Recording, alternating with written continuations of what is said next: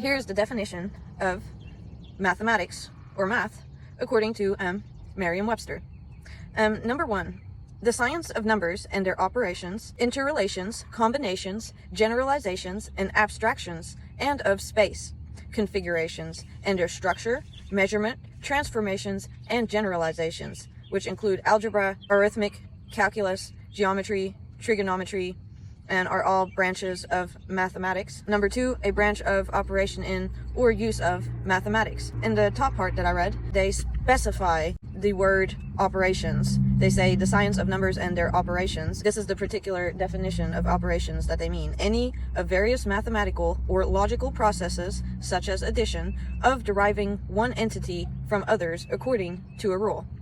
And when they state space, aka combinations, generalizations, comma, and abstractions and of space, configurations, and their structure, they mean specifically space, the definition number 7 of that first set on Merriam-Webster, which is a set of mathematical elements and especially of abstractions of all points on a line, in a plane, or in physical space, especially a set of mathematical entities with a set of axioms of geometric character. So that is the definition of mathematics. Then within its definition, the specific definition of the operations and also space that defines what mathematics or math means. So according to Merriam-Webster, the definition of math specifically says the science of numbers and their operations. So I figured I would also give the definition of science. Science on Merriam-Webster, the noun, is a knowledge or system of knowledge covering general truths or the operation of general laws, especially as obtained and tested through scientific method. Such knowledge or such a system of knowledge concerned with the physical world and its phenomenon. As a department of systemized knowledge as an object of study, something such as a sport or technique that may be studied or learned like a systemized knowledge, a system or method reconciling practical ends with scientific laws, Christian Science, and 5, the state of knowing, knowledge as distinguished from ignorance or misunderstanding. So that is the definition of what science is in the definition of what math is. The reason that I bring up these definitions is because it doesn't make sense to me. Like, I don't know anything. I'm a baby, and I don't know what math is, and it doesn't make sense to me. I don't know what numbers are. Like, can you take me out into the world and give me some numbers? Can you give me math? It's just kind of weird.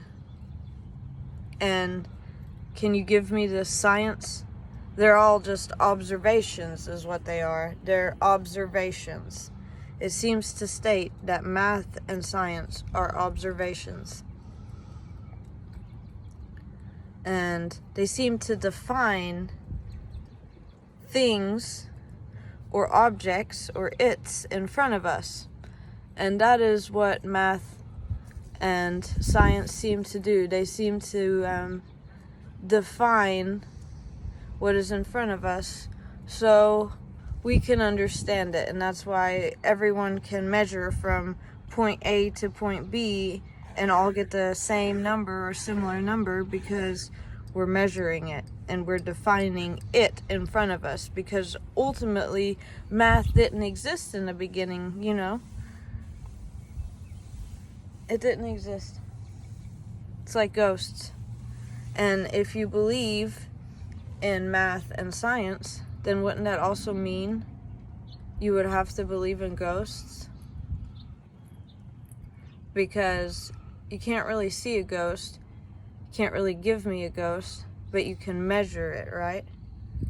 You can measure this ghost or this being or this entity, which the math and science definition also talk about. They talk about, you know, being able to measure this entity or it thing in front of you that is either visible or invisible. It can be either or, and it can be viewed at different angles. And to define whatever it is or its are, because it can be anything. It can be me, it can be the table over here, It can be whatever knocked the things off my shelf that was invisible the other day, which I'm still wondering about. It can be many things. And a god or a spirit or a ghost, all of those things would be considered under the definition of an entity or a ghost, which would then fall under the definition of science and math. And if you believe in science and math, and technically I can't go out in the world and touch it, but I'm trying to define whatever it is, math and science itself, by measuring it and everything around me so I can make sense of it or understand it and not have misunderstandings, then how do I know that the ghosts or God or the spirits aren't real? Because technically I just haven't defined it yet, right? Fully. There's still some mystery to it. Even though technically, you could maybe sense a different electromagnetic wave pattern around it, or sounds, or just physically view something falling without there being a reason, or, paranormal activities. And anything can be considered paranormal if you don't understand it. Anything. Including anything that is scientifically or mathematically proven, but at one point wasn't. It would have been considered paranormal or magic or ghost-like, and I wonder how many more stages there are, And that's just crazy.